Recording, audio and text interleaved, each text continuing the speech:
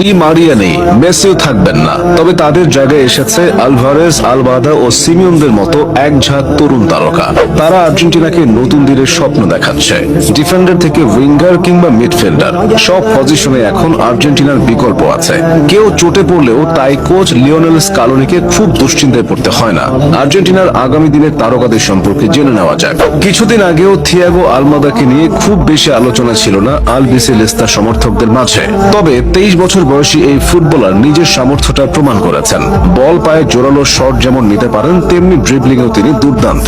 আলমাদার বিশেষ গুণটা হলো অ্যাটাকিং মিডফিল্ডার হয়েও তিনি উইঙ্গার হিসেবে খেলতে পারেন, আবার চাইলে তাকে অন্য ভূমিকাতেও খেলানো যায়।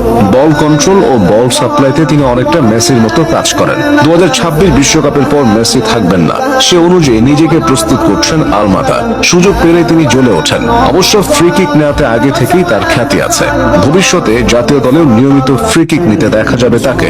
জুলিয়ান আলভারেজের কথা আলাদা করেই বলতে হয়।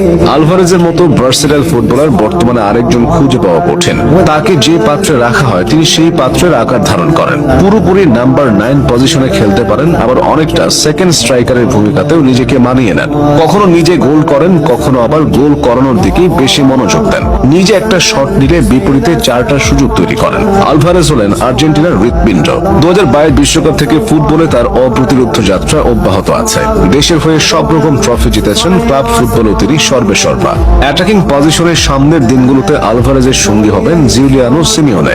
নামটা পরিচিত মনে হচ্ছে। জিউলিয়ানো মূলত অ্যাটলেটিকো মাদ্রিদ কোচ দিয়েগো সিমিওনের ছেলে, তবে বাবার পরিচয় নয়, তিনি নিজের যোগ্যতায় এত দূর এসেছেন। সেন্ট্রাল ফরওয়ার্ড হলেও অ্যাটাকিং জোনের সব পজিশনে নিজেকে মানিয়ে নিতে পারেন জিউলিয়ানো, আবার মিডফিল্ডে থেকে খেলাকে নিয়ন্ত্রণ করতে পারেন।